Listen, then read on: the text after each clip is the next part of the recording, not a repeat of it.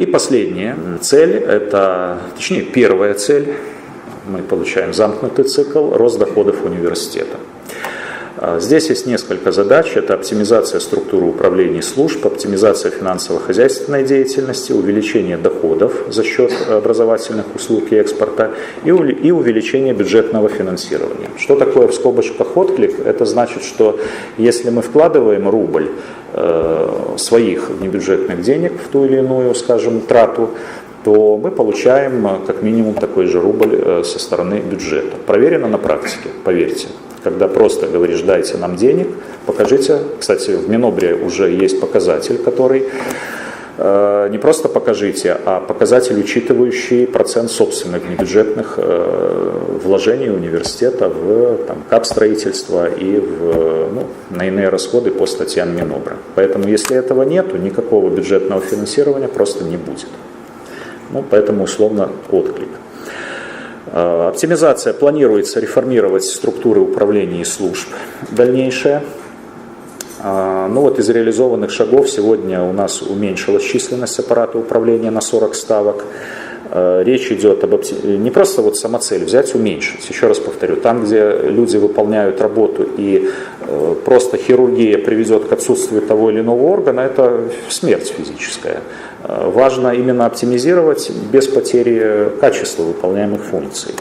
А это во многом завязано на информатизации. Естественно, что стоит задача ликвидация планово-убыточных центров языковой подготовки. Оптимизация управленческой структуры в блоке науки, воспитательной и идеологической работы. Внедрение в полном объеме рейтинговой системы именно оплаты труда руководителей и информатизация этой системы. Максимальная передача средств на факультеты в подразделении. Динамика заработной платы. Посмотрите, я думаю, что за год мы сделали определенные здесь дисбалансы. Это год, но тем не менее он показал, что здесь возможны, собственно говоря, тоже системные меры для регулирования, и определенной, скажем так, взвешенной мотивационно-стимульной поддержки работы всех категорий сотрудников. Задача. Принятие в новой редакции положения об оплате труда работников университета. У нас за летнее время произошли кадровые изменения, вы уже знаете, это было информирование на расширенном ректорате. Пришли молодые руководители наших ключевых управлений, и поменялся у нас председатель правкома Владимир Васильевич Суворов возглавил правком сотрудников, поэтому здесь стоит подобного рода также задача.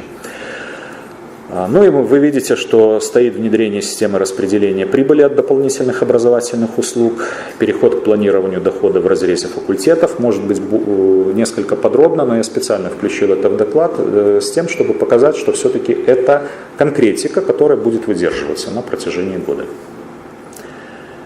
Отрадно видеть, что доходы от внебюджетной деятельности в январе-августе выросли к аналогичному периоду на 5%. Поверьте, это много.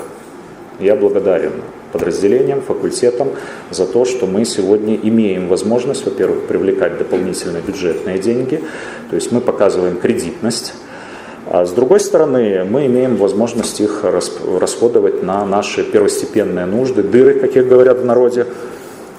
И понятно, что стоит обеспечение роста доходов в этом году от дополнительных услуг на 10%, экспорта услуг на 7%.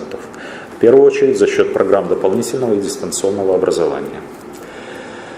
Увеличение бюджетного финансирования к 2017 году задача и достигнутые результаты. Посмотрите, цифры говорят сами за себя.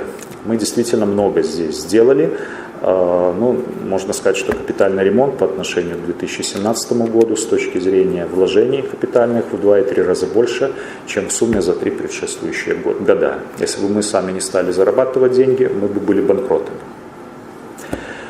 Приобретение оборудования, текущий ремонт 189%. То есть, в общем-то, есть результаты, но еще раз повторю, моя задача была показать, откуда эти деньги мы можем заработать. Экспорт образовательных услуг, дистанционное образование, понятно, она тоже смежная с с экспортом и дополнительное образование, факультет повышения квалификации, переподготовки кадров.